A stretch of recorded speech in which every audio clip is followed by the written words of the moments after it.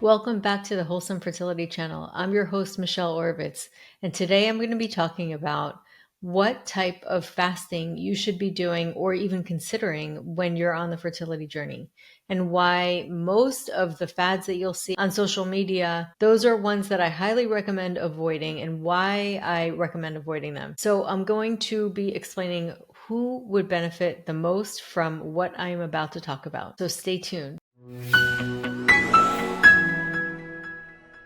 So, if you have been diagnosed with PCOS or suspect that you might have insulin resistance, or your doctor's told you that you're slightly insulin resistant, which could reflect on your reproductive health as irregular periods, feeling sluggish, low metabolism, really hard to lose stubborn weight, then you might benefit from a more fertility friendly way of fasting. But before I get started, I recommend that you always speak to your doctor to make sure that you're not self-diagnosing, because I've seen this happen so many times where people self-diagnose or assume that they have something and then they self-treat, and it ends up sending them further back on their fertility journey. So I always recommend really to test and not guess, and speak to your doctors before doing anything, even when it comes to supplements or certain diets.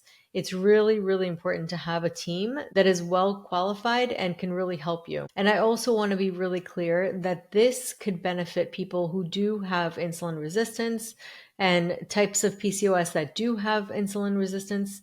Keep in mind that not all PCOS is created equal. Everybody's a little different when it comes to their expression of the type of PCOS. So you want to make sure it's more insulin resistance PCOS. And many times this can show up, like I mentioned, as stubborn weight, acne, or irregular cycles. However, sometimes people have irregular cycles because they're underweight and not nourished enough. So in that case, I would definitely not recommend doing this. But I'm also going to mention how to eat optimally with the time of day. So that aspect of it, I think, will benefit everybody. So overall, I do not recommend intermittent fasting in the way that it is really advertised out there, which is to skip breakfast. And this is because when we're first waking up, our bodies are primed to eat food. And the fact that you might not feel like eating food does not necessarily mean that it's not really something that your body needs. Sometimes people are in a habit of not eating breakfast and their bodies get used to that. But that doesn't necessarily mean that that's the best thing. When it comes to fertility health, the body really needs that stability and the stability of blood sugar. And you want to support your body with a healthy amount of proteins, a healthy amount of complex carbs. And you also want to eat vegetables and a healthy amount of healthy fats. Ideally, you would have a mixture of all of those in every meal, because you have your proteins, you have your healthy fats, and you also have the vegetables, which contain a lot of fiber and can also help your digestion. But then also having a little bit of complex carbs or starches, but not a huge amount. So that should be the smallest part on your plate. So what happens is, if you're skipping meals or if you're skipping breakfast, that can actually spike your cortisol and cause more stress on the body. And these are things that we don't want to do. You want to actually nourish your body consistently and regularly, because your body has an internal clock and rhythm that it gets used to certain habits that you're doing every day.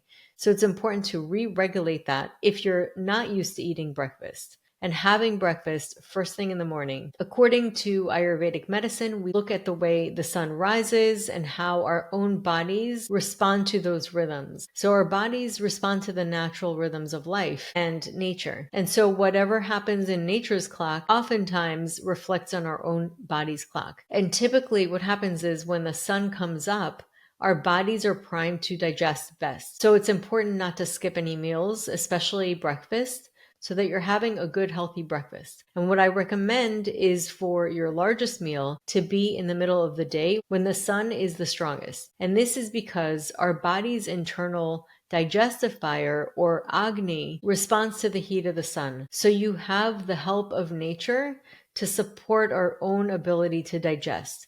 And think about cooking your food. You want the fire to be as high as possible so that you can support that cooking. And that typically will be when the sun is strongest, around 2 to 4 p.m. So this is the time where the body is the most primed to digest food, and you want to help that digestion by chewing really well and avoiding too much water before or even during your meals. Maybe have it afterwards so that you're not diluting your digestive fluids, and really being mindful with your food. So typically what I will suggest if a person needs or can benefit from a little bit of fasting is to have their last meal of the day be smaller, but also have it really early.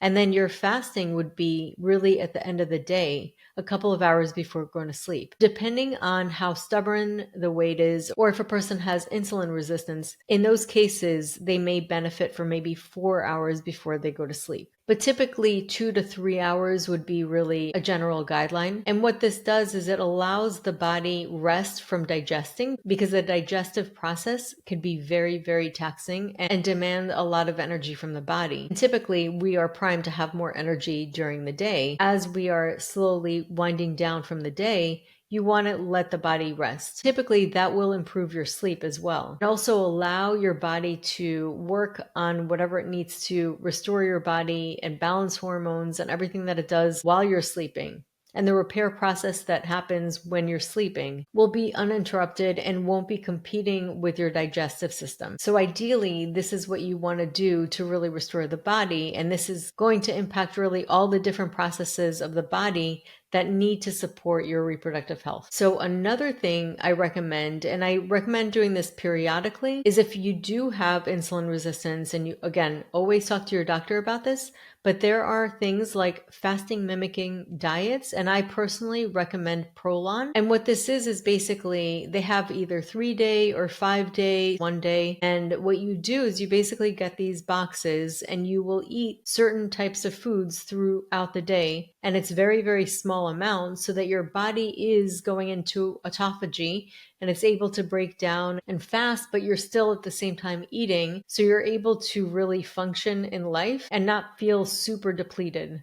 And you're also getting nutrients while you're doing this. So this is actually something that is recommended for a lot of people who have insulin resistant PCOS, and people have a lot of great benefits from this. And in clinical studies, when this is done in cycles over months, it showed reduction in trunk fat, improvements in insulin related markers, and reductions in growth factor signaling linked to metabolic aging. So the benefit is that you're not reducing foods altogether, which would cause other problems. You're still maintaining some kind of calorie intake, but you're also inducing more insulin sensitivity. So combining all of these and maybe doing periodic ProLon fasting with just having a couple of hours before you go to sleep of no food, and also combining certain foods and macronutrients in a certain way that is more harmonious for your body, and harmonious in a way that will also sustain sugar balance, is really your best bet. So while this isn't a cure-all, it could definitely be something that can benefit in the case of insulin resistance, and it could possibly get the body to a point where it's able to really manage its energy more